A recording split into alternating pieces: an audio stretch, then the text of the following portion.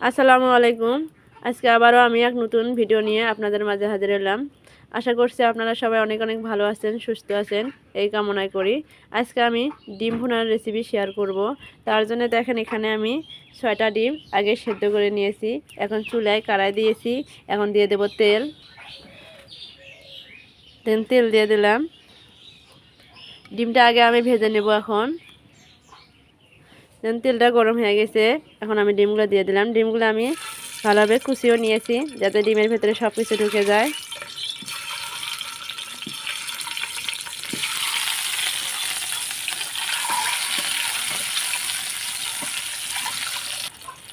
ডিমগুলা 1 মিনিটের মতন আমি ভেজে নিলাম।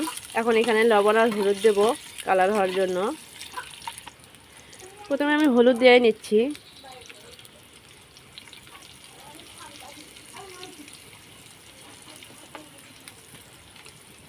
এখন দিয়ে দিলাম লবণ।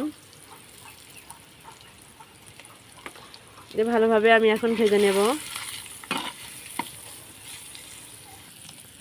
দেখেন 5 মিনিটের মতন আমি ভালোভাবে ভেজে নিলাম। দেখেন ডিমের কালারটা কত সুন্দর হয়েছে। এখন এটা আমি নামিয়ে নেব।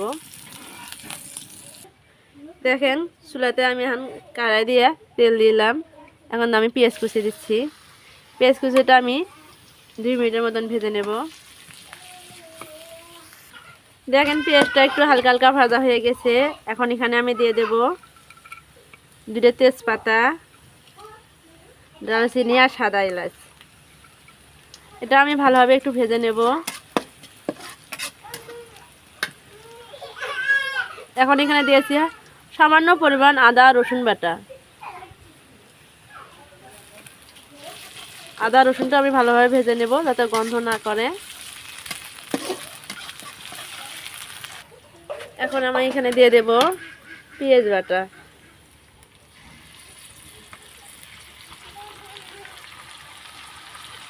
পেঁয়াজ বাটাটা আমি ভালোভাবে ভেজে নেব।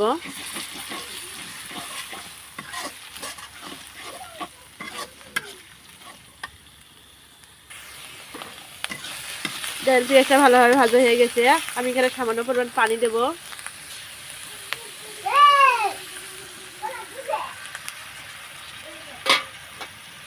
এখন আমি শুকনো মশলাগুলো দিয়ে দেব। স্বাদ মতো লবণ, হলুদ,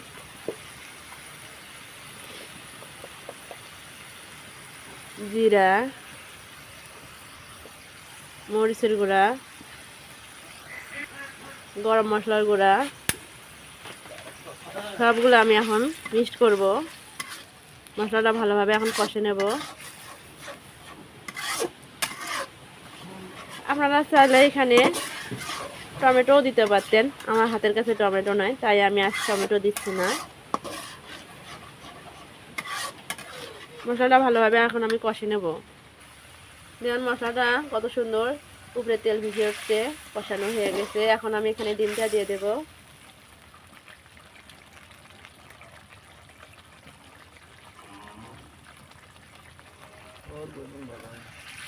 দেখেন ডিমটা আমি এখন মশলাটার সাথে দিয়ে দিলাম। মশলাটা ডিমটা আমি একটু ভালোভাবে কষে নেব 2 মিনিটের মতন। এখন আমি এখানে অল্প পরিমাণ পানি দেব, বেশি দেব না, যেহেতু আমি ভুনা করব। ডিমটাতে যার সবগুলো মশলা ভালোভাবে এখন ঢোকে। এখন আমি 5-7 মিনিট ভালোভাবে জাল করে নেব ঢেকে।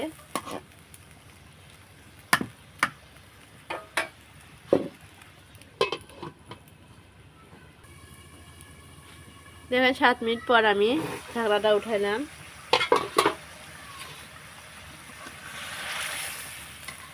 দেখেন কত সুন্দর হয়েছে।